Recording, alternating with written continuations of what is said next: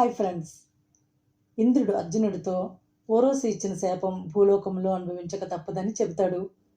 మీరు ఇచ్చిన మాట ప్రకారము 13వ సంవత్సరం అజ్ఞాతవాసం చేసేటప్పుడు నువ్వు నపుంసక రూపంలో మారువేషంతో రాజకన్యలకు నాట్యం నేర్పుతూ ఉంటావని, గడువు తీరగానే శాప విమోచనం కలుగుతుందని చెబుతాడు.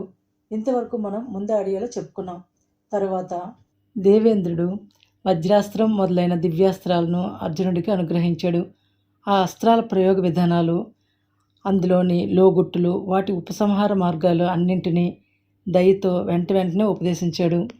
ఘోర సంగ్రామాలలో జయించరాని బలంతో విక్రమించు అని దీవించి గొప్ప సుహృద్భావంతో చిత్రసేనుడనే గంధర్వరాజు దగ్గర అర్జునుడు గీత వాద్య నృత్య విద్యలు నేర్చుకొనడానికి ఏర్పాటు చేశాడు. ఇలా దేవేంద్రుడి దగ్గర అర్జునుడు ఉండగా భూలోకంలో 5 సంవత్సరాలు గడిచాయి. తర్వాత ఒకానొక రోజు రోమసుడు అనే గొప్ప ముని ఇంద్రుని దగ్గరకు వచ్చాడు. రోమసుడిని దేవతలందరూ అర్చించారు. దేవేంద్రుడితో పాటు అర్ధాసనంపై ఆసీనుడై ఉన్న అర్జునుడిని చూసి ఆశ్చర్యం పొంది ఇంద్రుడితో రోమసుడు అన్నాడు, చాలా యుగాలు కోరి దీక్ష వహించి గొప్ప తపస్సు చేసిన వారు కూడా నీ కొలువుకోవటం చేరుకోలేరు. అది వారికి కూడా సుదూరం. ఒకవేళ ఇంత సుదూరమైన నీ కొలువుకోవటం చేరుకున్నా నీ దయ సంపాదించటం అంతకంటే కష్టం. అటువంటి స్థితిలో నీతో పాటు నీ అర్ధాసనం ఎక్కి నీ రెండవ మూర్తియా అన్నట్లు తోచే ఈ మానవుడు ఎవరు, ఎక్కడవాడు అని అడిగాడు. ఆ మునిశ్రేష్ఠునికి దేవేంద్రుడు బదులు చెప్పాడు, ఓ రోమశ మహర్షి, ఇతడు నరుడనే మహర్షి. భూలోకంలో నా అంశతో జన్మించినవాడు. ఇతడు మేధావి, కుంతిపుత్రుడు, గొప్ప తేజస్వి, విష్ణుదేవుడు మిత్రుడు. పరమేశ్వరుడు ఈ అర్జునుడిని అనుగ్రహించి పాశుపతాస్త్రాన్ని ప్రసాదించాడు. నేను దిక్పాలకులతో పాటు ఇతడికి దివ్యాస్త్రాలు వసిగి ఉన్నాము. ఇప్పుడు ఇతడు తన పరాక్రమ బలోన్నతి చేత నా సంతోషం కొరకు దేవతలకు ప్రయోజనకరమైన కర్తవ్యాన్ని సవినయంగా నెరవేర్చనున్నాడు. భూమిని పాతాళం వరకు తలచడం చేత గర్వం చెందిన సగరసుతులను తన వాడి చూపుల అగ్ని చేత కాల్చివేసిన కపిలుడనే గొప్ప ముని నారాయణుడయ్యాడు. అట్టి నర నారాయణులు ఆది ఋషులు. వారు విశ్వశ్రేయస్సును వనగూర్చేవారు. దైత్యులను దానవులను వధించి భూభారాన్ని తీర్చడానికే అవతరించిన కారణజన్ములు. దేవతలకు కీడు చేసిన రాక్షసులు పాతాళంలో నివసించేవారైన ఆ నివాత కవచులను మహావీరుడైన ఈ అర్జునుడు అజేయుడే సంహరించగలడు. ఆ విధంగా నరనారాయణుల మహిమ వివరించి ఇంద్రుడు రోమశునితో అన్నాడు, మునీంద్ర, నువ్వు భూలోకానికి వెళ్ళి ధర్మరాజును చూసి అతడికి అతడి తమ్ములకు సంతోషం కలిగేటట్లు నా వద్ద అర్జునుడు కుశలంగా ఉన్న వార్త చెప్పు. అర్జునుడు భీష్మ, ద్రోణ, కర్ణాది మహావీరులను జయించగల దివ్యాస్త్రాలు పొందాడు. అతడు మీ దగ్గరికి తొందరలోనే రాగలడు. చింతించవద్దని చెప్పు. నా మాటగా చెప్పి నువ్వు ధర్మరాజును తీర్థయాత్రలు చెయ్యడానికి నియోగించు. అట్లా చేస్తే అతడు పాపరహితుడై తిరిగి సమస్త భూరాజ్యం పొందగలడు. అతడు తీర్థయాత్రలు చేసేటప్పుడు నువ్వు అతనికి సహాయుడివే ఉండు అని ఇంద్రుడు రోమశుడిని ఆదేశించాడు.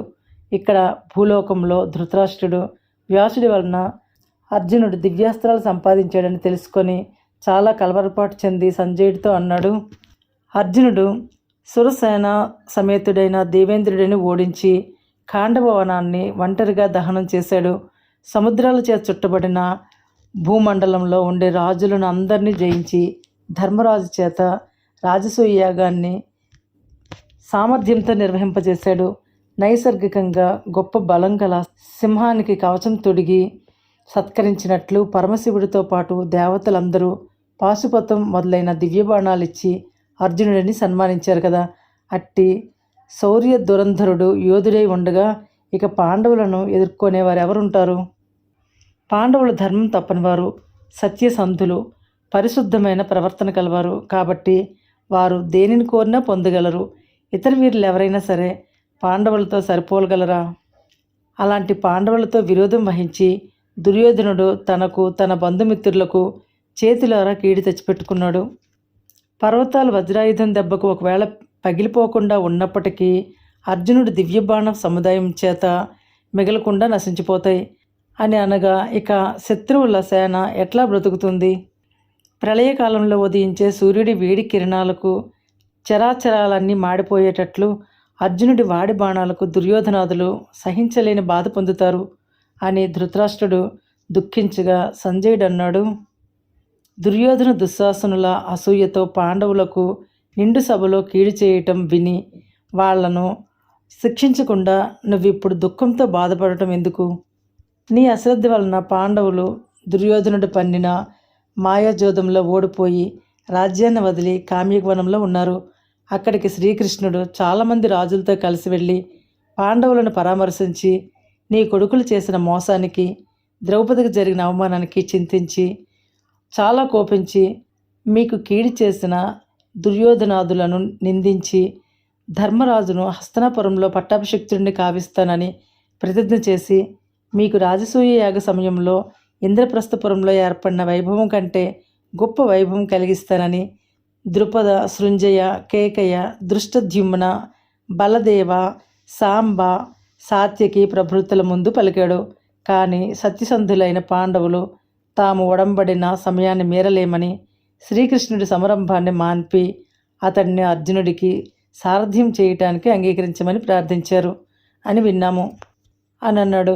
గొప్పవారైన పాండవులు 13 ఏళ్ళు గడిచిన వెంటనే 14వ సంవత్సరంలో శ్రీకృష్ణుడిని ముందు పెట్టుకొని విడవని పట్టుదలతో యుద్ధానికి జగద్విదితంగా ప్రయత్నిస్తారు. లోకంలో ఎవరైనా ఘోరమైన తపస్సులు చేసి దేవతల చేత వరాలు పొందుతుంటారు కదా. అర్జునుడు తన విలువిద్య చేత పరమేశ్వరుడిని మెప్పించి ఆయన కరుణ వలన వరాలు పొందాడు.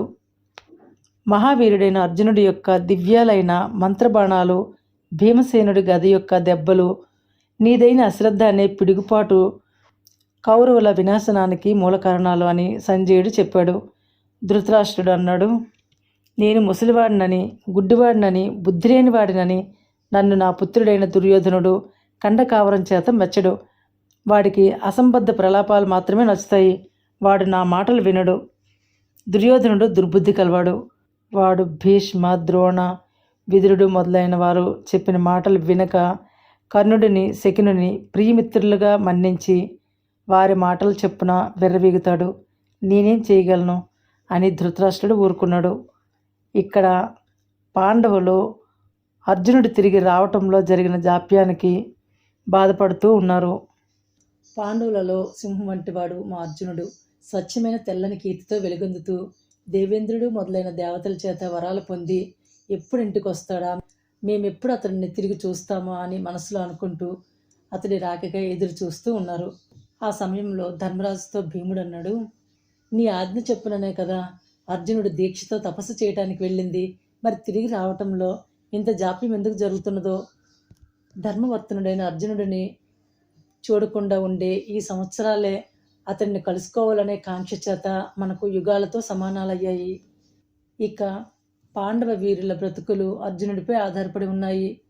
మనము అతడి శౌర్య ప్రతాపాలను నమ్ముకొని అతడి శక్తి వలన శత్రువులను జయించి భూరాజ్యాన్ని తిరిగి పొందాలని ఆలోచిస్తున్న వాళ్ళం కదా. కాబట్టి ఇక కాలహరణం చేయకుండా అర్జునుడిని తీసుకొని రావటానికి శ్రీకృష్ణుడిని పిలిపించి పంపించండి.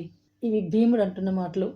12 ఏళ్ళు వనవాసము, 1 ఏడు అజ్ఞాతవాసం చేయవలసిన శపథాన్ని అతిక్రమించి అంతకుముందే పరాక్రమంతో విజృంభించి నేను అర్జునుడు యుద్ధరంగంలో ధృతరాష్ట్రుడి కుమారులను అందరినీ కడతీర్చి భూమండల సామ్రాజ్యాన్ని అంతటినీ కైవసం చేసుకోగలము.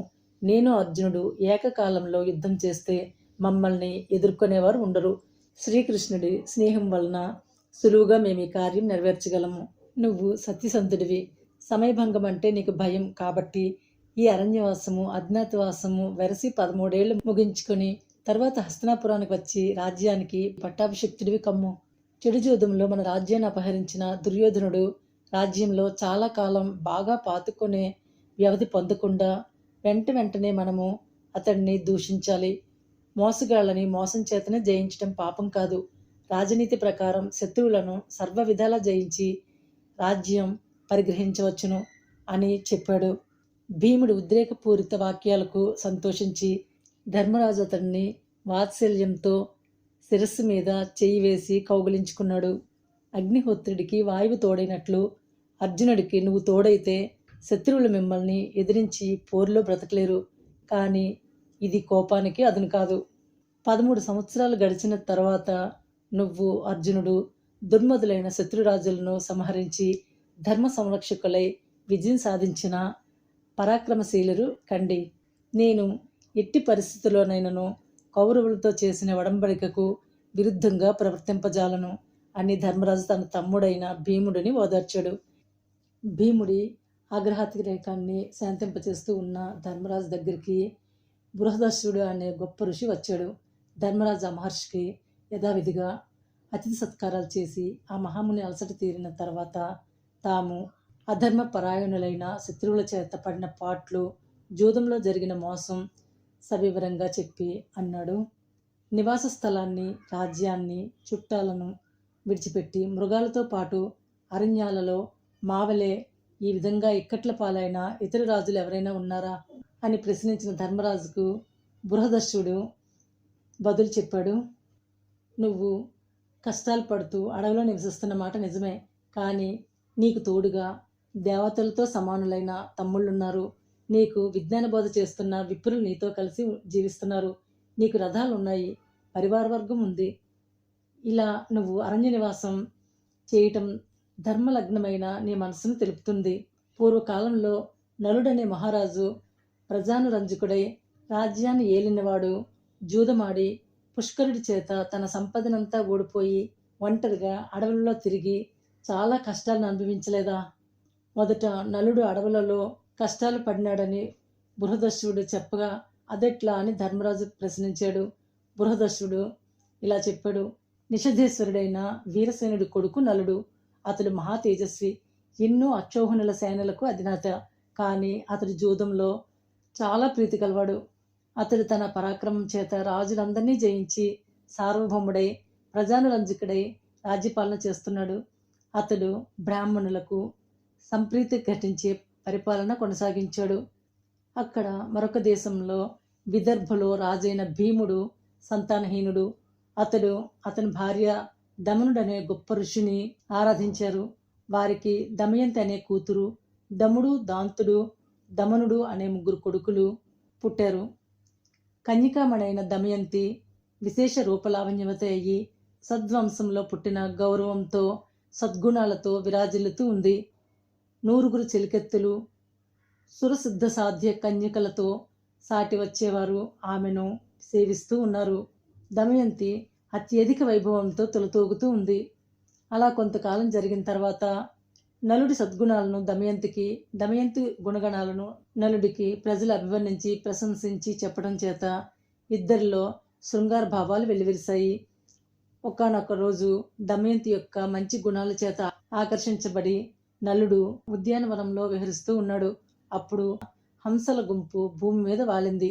వీరసేనుడి పుత్రుడు పరాక్రమవంతుడైన నలుడు ఆ హంసల నడకల సొగసును చూసి మురిసిపోయి లోపల నవ్వుకుంటూ తాను వాటిని తరిమి తరిమి అందులో ఒక హంసను ఎగిరిపోకుండా పట్టుకొనగలిగాడు. నలుడికి చిక్కిన హంసను విడిచిపెట్టి వెళ్ళిపోక మిగిలిన హంసలు అరుస్తూ ఆకాశంలో తిరుగాడుతూ ఉన్నాయి. ఆ హంస తనకు ఆ రాజు కీడు చేస్తాడని శంకించి మనుష్య సంభాషణలతో ఇలా పలికింది. మహానుభావ, నేను నీకు ప్రియమైన ఉపకారం చేస్తాను. నీ హృదయేశ్వరైన దమయంతి దగ్గరికి వెళ్ళి ఆమెకు నీ మహనీయ గుణగణాలు ఉగ్గడించి చెప్పి ఆ కన్యకామణి నీ మీదే వలుపు నిలిపేటట్లు చేస్తాను. ఆ హంస చెప్పిన మాటలు నలుడి హృదయానికి కుంభవృష్టిగా అమృతం కురిసినట్లు అనిపించింది. అందుచేత ఆ రాజపుత్రుడు అనురాగంతో ఆ హంసను వెంటనే విడిచిపెట్టాడు. మిగిలిన హంసల గుంపుతో కలిసి ఆ హంస కూడా విదర్భ రాజధానికి ఎగిరి వెళ్ళి అక్కడ ఉద్యానవనంలో చిలికెత్తులతో కలిసి విహరిస్తున్న దమయంతి దగ్గరికి వచ్చి నడయాడుతూ ఉంది. దమయంతి ఆ హంసలను చూసి చాలా సంతోషాన్ని పొందింది. ఆ వనితలందరూ ఒకరికొకరు మీరి పరిగెత్తి ఒక్కొక్కరు ఒక్కొక్క రాజహంసను పట్టుకున్నారు.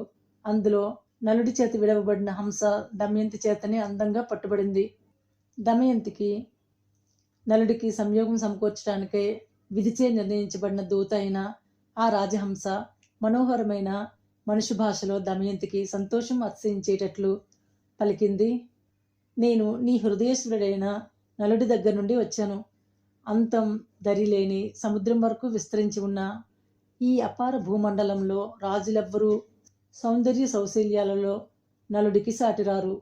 ఓ దమయంతి, నువ్వు నలుడికి దేవేరివి అయితే తప్ప నీకు గల గొప్ప లక్షణాలు, సౌందర్యం, లావణ్య సంపద, ఐశ్వర్యం, నిత్య సౌభాగ్యం, అదృష్టం, వంశగౌరవం మొదలైనవి రాణించవు. నువ్వు స్త్రీరత్నానివి, ఆ నలుడు పురుషరత్నం. మీ ఇద్దరి సంయోగం ఒకరికొకరు శోభ చేకూర్చినట్లు ఉంటుంది అని హంస పలికింది. దమయంతి చాలా ఆనందం పొంది అంది, ఆ నలమహారాజు గుణాలను గురించి నాకెట్లా చెప్పావో అలాగే నన్ను గురించి కూడా నిండైన దయతో ఆ రాజుకు తెలియచెప్పు అని దమయంతి అనగానే ఆ హంస నిషిద్ధ దేశానికి వెళ్ళి నలమహారాజుకు దమయంతి గుణరూప వైభవాలను గురించి చెప్పింది.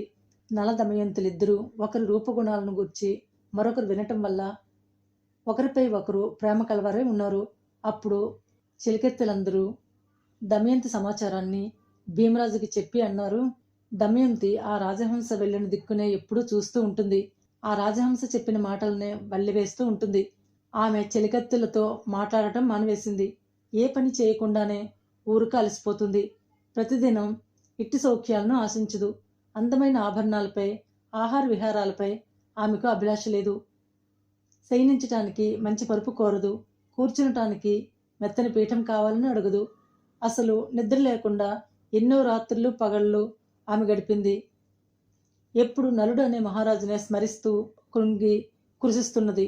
ఓ మహారాజా, ఇతర రాజులు ఎంతటి సంపద కలవారైనా, ఎంతటి గొప్ప గుణాలు కలవారైనా వారి విషయం ఏమాత్రం వినటానికి ఇష్టపడదు. చెలికత్తెలు అలా చెప్పగా విని భీమరాజు ఏం చేయగలను, ఏ ఉపాయంతో ఆ నలమహారాజును ఇక్కడికి రప్పించగలను అని ఆలోచిస్తూ యుక్త వయసు వచ్చిన పుత్రికను చూసి అప్పుడు ఆ విదర్భరాజు భీముడు సమస్త భూమండలంలో ఉన్న రాజులను దమయంతి స్వయంవరం అనే మిషతో రప్పించాడు.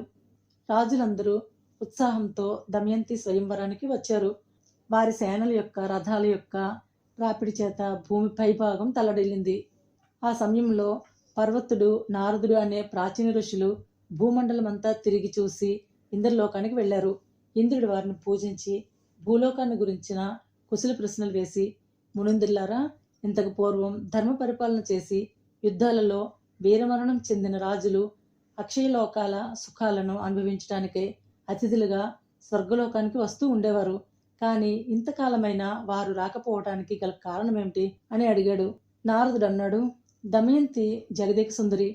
నరులలో, సిద్ధులలో, సాధ్యులలో, విద్యాధరులలో, దేవతలలో అటువంటి సౌందర్యవతి లేదు. ఆమె స్వయంవర మహోత్సవం ఇప్పుడు భూలోకంలో అసాధారణ వైభవంతో జరుగుతుంది. ఆ దమయంతి స్వయంవరంలో పాల్గొనటానికై భూలోకంలోని రాకుమారులందరూ తమలోని అన్యోన్య వైరాలు, అభిప్రాయ భేదాలు ఉజ్జగించి ఉత్సాహంతో, వేడికతో, చాలా స్నేహంతో ఉంటూ ఉన్నారు అని నారద మహర్షి చెప్పాడు. విని ఇంద్రుడు, దిక్పాలకులు ఆ దమయంతి స్వయంవరాన్ని చూసే వేడుకతో రత్నాలు పొదగబడిన అందమైన పసిడి విమానాలను ఎక్కి బయలుదేరారు. దారిలో భూమిపై వారి కళ్ళ ముందు నలుడు కనిపించాడు. ఆ మహారాజు కూడా దమయంతి స్వయంవరానికి వెళ్తున్నాడు. అతడు సూర్యులలో విష్ణువు వల్లే చాలా కాంతితో వెలుగుతున్నాడు. సౌందర్యంలో సాటిలేని వాడై అపర మన్మధుడి వల్లే కనిపిస్తున్నాడు. అప్పుడు దేవతలు ఆకాశంలో తమ విమానాలను నిలిపి భూమిపైకి వచ్చి నిలిచి నలుడితో అన్నారు, ఎప్పుడు సత్యవ్రతాన్ని దీక్షతో పాటించే ఓ నిషిద్ధ మహారాజా, నువ్వు మాకు అనువైన దూతగా మా అభీష్టం నెరవేర్చాలని కోరుతున్నాం అని చెప్పగా నలుడు వెంటనే మారు పలికాడు. అలాగే చేస్తాను. మరి నాకు మీరెవరో, నేను మీకు ప్రియమరించడానికి మీ ప్రతినిధినయ్యి ఏ కర్తవ్యాన్ని నెరవేర్చాలో సెలవివ్వండి అని అనగా అతడికి దేవేంద్రుడు చెప్పాడు, నేను దేవేంద్రుడిని. వీరు నా సహచరులైన దిక్పాలురు, సుప్రసిద్ధులు. మేము భూలోకంలో జరుగుతున్న దమయంతి స్వయంవరాన్ని చూసే వేడుకతో వచ్చి ఉన్నాము.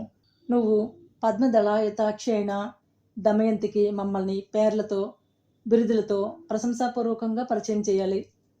ఆ విధంగా నువ్వు దౌత్యం నిరపితే ఆ సుకుమారి దమయంతి తనకి ఇష్టం వచ్చిన వాడిని మాలో ఒకరిని వరుడుగా ఎన్నుకుంటుంది అని ఇంద్రుడు అనగా విని నలుడు అతడికి నమస్కరించి అన్నాడు, మీరు నేను ఒకే ధ్యేయ సిద్ధికి ప్రయత్నిస్తున్న వాళ్ళం. ఆ విషయం మీకు సంపూర్ణంగా తెలిసిందే. అటువంటప్పుడు ఈ పనికి మీరు నన్ను వినియోగించడం న్యాయమేనా అని నలుడు దేవేంద్రుడిని ప్రశ్నించాడు. దేవేంద్రుడు నలుడితో, నువ్వే కదా మేము ఏ విషయాన్ని అర్థించినా చేస్తానని ఉత్సాహంతో మాటిచ్చావు. ఇక ఆడిన మాట నువ్వెట్లా తప్పటానికి వీలవుతుంది? నువ్వు సత్యసంధుడివని తెలుసు. ఈ కార్యం నిర్వహించగలిగే శక్తి సామర్థ్యాలు నీకు కలవని మాకు తెలుసు. అందుచేతనే నీ దౌత్యాన్ని మేము కోరుకున్నది. ఇది దేవతల మేలు కొరకైన కార్యం. నువ్వు దీనిని నెరవేర్చాలి. ఆయుధాలు ధరించిన భట్లు బాగా కాపాడుతున్న రాజుగారు అంతఃపురం ఎలా ప్రవేశించడానికి వీలవుతుంది అని శంకించవద్దు. దమయంతి మందిరం ప్రవేశించేటప్పుడు నిన్నెవరూ అడ్డు పెట్టజాలరు అని ఇంద్రుడు చెప్పాడు. అతడి మాటల ప్రకారం నలుడు అప్పుడే విదర్భ రాజధానికి వెళ్ళి తనొక్కడు మాత్రమే దమయంతి ఇంట్లో ప్రవేశించాడు. నలుడు అప్పుడక్కడ దమయంతిని మొదటిసారి చూశాడు. అతడికి హంస అలనాడు తనతో చెప్పిన దానికంటే ఆమె సౌందర్య సంపద ఎక్కువగా తోచింది. దేవకన్యలతో సౌందర్యంలో తొలతూగే 100 మంది చెలికెత్తులు ఆమెను కొలుస్తూ ఉన్నారు. హృదయేశ్వరుడైన నలుడిని గూర్చి సదా వింటున్నందున దమయంతి అలేక ఊరట పొందుతూ ఉన్నది. నలుడిని చూసిన వెంటనే ఆ లలితాంగులందరూ అదిరిపడి పీఠాలు దిగి, ఈ అపూర్వ మనుజుడు ఎవ్వరు, ఎక్కడి నుండి ఇక్కడికి వచ్చాడు అని ఆశ్చర్యపడి మనస్సులు సంతోషంతో ఉప్పొంగగా సగౌరవంగా లేచి నిలబడ్డారు. దమయంతి మన్మధుడితో సమానుడు, దేవేంద్ర సదృశుడు, సూర్య తేజస్వి, చంద్రసముడు, వరుణ విభుడు, కుబేర తుల్యుడు, నిషధరాజు అయిన నలుడిని చూసింది. నలుడితో మెల్లని మెత్తని పలుకులతో అంది, నువ్వు మహానుభావుడుగా కనిపిస్తున్నావు. నువ్వెవరివి? ఎక్కడి నుండి ఇక్కడికి వచ్చావు? ఏ కారణంగా వచ్చావు? ఈ అంతఃపురం చండశాసనుడైన మా తండ్రి గారి చేత సురక్షితం. మరి నువ్వు ఎవరికీ కనపడకుండా ఎలా ఇక్కడికి రాగలిగావు? ఇలా ఎవరూ ఇక్కడికి రాలేరు. నాకు మన్మథ తాపాన్ని హెచ్చిస్తున్నా నీ తీరుతెన్నెలు చెప్పు అని దమయంతి అడిగింది. అప్పుడు నలుడు అన్నాడు, నేను దేవతల దూతను. నా పేరు నలుడు. ఇంద్రుడు, అగ్ని, యముడు, వరుణుడు నీ స్వయంవరాన్ని చూడటానికే వచ్చి ముందుగా నన్ను పంపారు. ఇంద్రాగ్ని, యమ, వరుణులు తమలో ఒకరిని భర్తగా ఎన్నుకోనమని నిన్ను ప్రార్థించి మా అందరికీ ప్రీతి కలిగించమని నీ దగ్గరికి దూతగా పంపారు అని దేవతల దయ వలన ఇతరుల కంటపడకుండా నేను ఈ అంతఃపురాన్ని ప్రవేశించగలిగాను. నువ్వు ఇంద్ర ప్రభృతులకు ప్రియం చెయ్యు అని నలుడు దమయంతితో అన్నాడు. దమయంతి మొదట హంస చెప్పిన నాటి నుండి నలుడిపై తన వలపు నిలుపుకొని కృంగి కృషిస్తూ ఉన్నట్టుది కాబట్టి ఇప్పుడు నలుడినే కనులారా చూసింది. కానీ అతడి మాటలు విని చాలా దుఃఖిస్తూ బదులు పలికింది, మానవ మాతృరాలనైనా నేనెక్కడా? దేవతలైన ఇంద్రాదులు ఎక్కడా? నేను వారిని సదా నమస్కరించి అర్చిస్తాను కదా. ఓ నలమహారాజా, నేను నీ సొత్తును మాత్రమే. నీ గుణాలు హంస చెప్పింది మొదలు నిన్నే సదా నా మనసులో ధ్యానిస్తూ ఉన్నాను. నీ రాక కొరకే ఇప్పుడు ఈ రాజులందరినీ ఆహ్వానించవలసి వచ్చింది. ప్రపంచ ప్రసిద్ధమైన కీర్తిగల ఓ నలమహారాజా, దయచేసి నాకు పతిగా ఉండటానికి అంగీకరించు. నువ్వు నా భర్తగా ఉండటానికి సమ్మతించకపోతే నేను ఉరి వేసుకొని లేదా విషం మింగి లేదా నిప్పులో దూకి లేదా నీటిలో పడి ప్రాణాలు వదులుతాను అని చెప్పింది. దమయంతిని చూసి నలుడు అన్నాడు, గొప్ప శక్తి గలవారు, సకల లోక పాలకులు, ఐశ్వర్య సమృద్ధులు, దేదీప్యమైన తేజస్సు కలవారు దేవతలు నిన్ను వరిస్తూ ఉంటే వారి పాదధూళితో కూడా సాటిరాని నన్ను, ఒక మానవ మాతృని, జనన మరణ రూపమైన ఇహలోక సంసార బంధంలో చిక్కుకున్నవాడిని కోరుకోవచ్చా? ఓ దమయంతి, భూలోకంలో దేవతలకు అప్రియాలు చేసిన వారు అష్ట కష్టాల పాలవుతారు. కాబట్టి వారి ఇష్టాన్ని పాటించి ప్రీతితో నన్ను రక్షించు అని నలుడు చెప్పగా దమయంతి కన్నులు చెమ్మగిల్లాయి. ఆమె చాలాసేపు ఆలోచించి నలుడితో అంది, నీ అభిప్రాయానికి అపాయం లేని ఒక ఉపాయం తట్టింది. ఇంద్రుడు మొదలైన దిక్పాలకులు నా స్వయంవరానికి వస్తే నేను వారి సమక్షంలో నిన్ను భర్తగా ఎన్నుకొనగలను. అప్పుడు నీపై తప్పు ఏమీ ఉండదు కదా అని అన్న తర్వాత నలుడు దిక్పాలకుల దగ్గరకు వెళ్ళి తాను దమయంతితో చెప్పిన మాటల తీరును, ఆమె తనకు బదులు పలికిన తీరును వివరించి చెప్పాడు. తర్వాత ఒక శుభముహూర్తంలో తిథి నక్షత్ర బలం గల లగ్నంలో దమయంతి స్వయంవరం జరిగింది.